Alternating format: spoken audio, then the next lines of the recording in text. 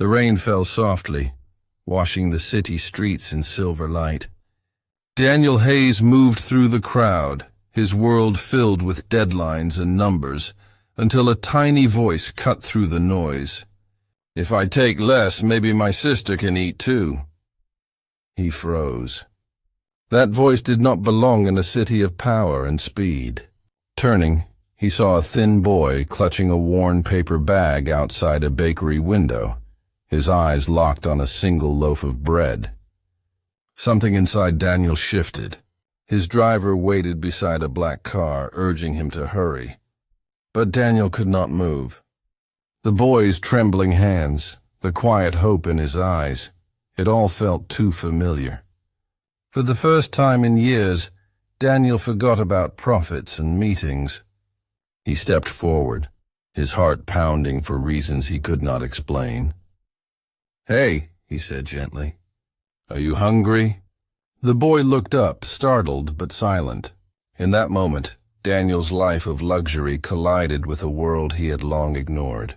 He did not know it yet, but his next decision would change everything. The boy hesitated before whispering, "My sister is home.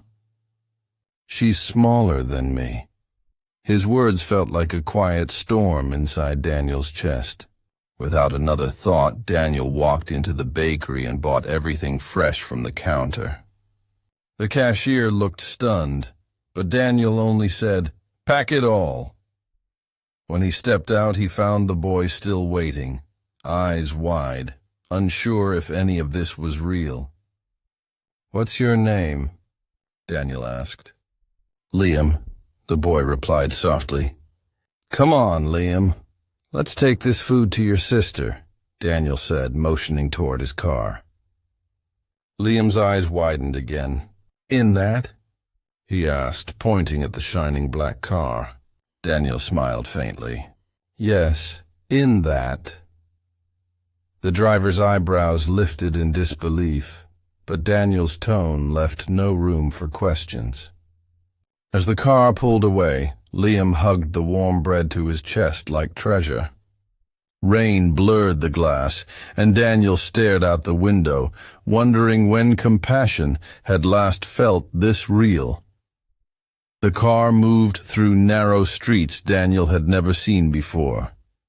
Towering glass buildings faded into cracked walls and flickering lights.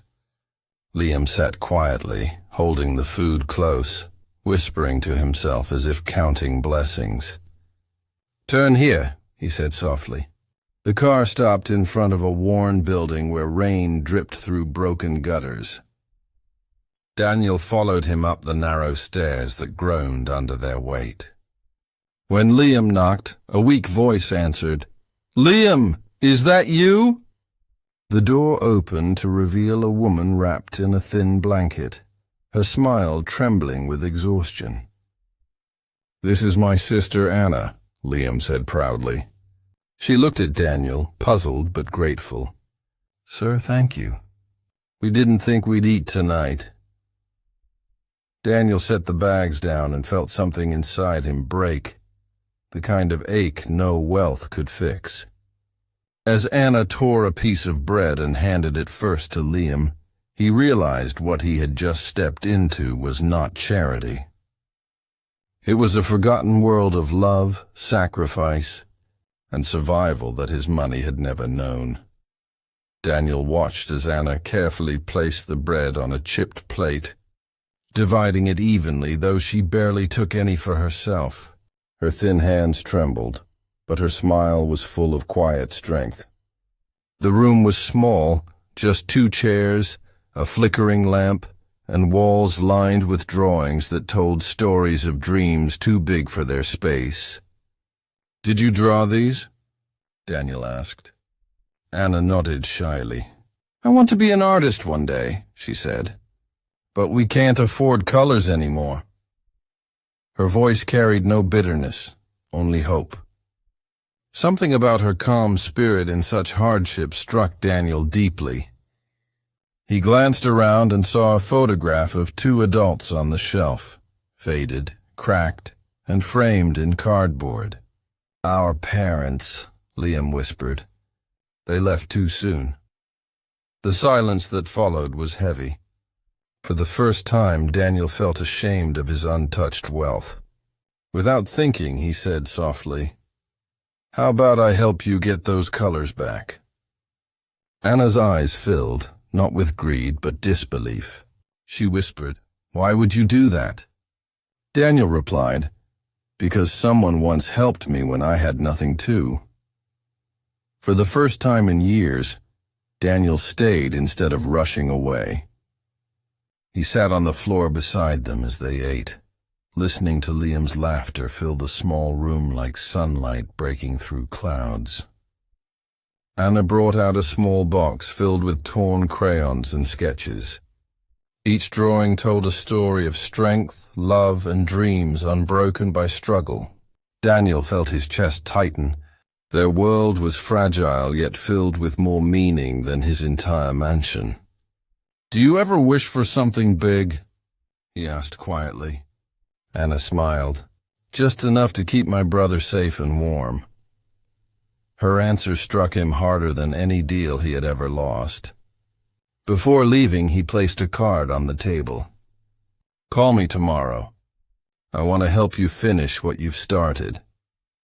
As he stepped outside, the rain stopped, leaving the streets glimmering under the streetlights. He glanced back once more, seeing the two faces framed in the doorway, faces that reminded him what real wealth looked like. For the first time, Daniel felt alive, not as a billionaire, but as a man rediscovering his heart. The next morning, Daniel canceled every meeting. His assistant panicked, but he simply said, "Some things matter more than numbers." Hours later, his car pulled up again outside the same worn building. This time he carried boxes, art supplies, warm clothes, and enough groceries to fill their cupboards for months. When Anna opened the door, her eyes widened. "You came back," she whispered. Daniel smiled. "I said I would." He watched as Liam tore open the box of paints, his laughter echoing through the hallway. Anna stood beside Daniel, tears glimmering. "You changed our lives," she said softly. Daniel shook his head. "No, you changed mine." The words came from his soul. He had built empires, but this, seeing hope reborn, was the first time he felt truly successful. That night, as he walked through the quiet streets, Daniel realized how one small voice had shattered the walls around his heart. Sometimes it takes the smallest act of kindness to awaken the humanity buried beneath power.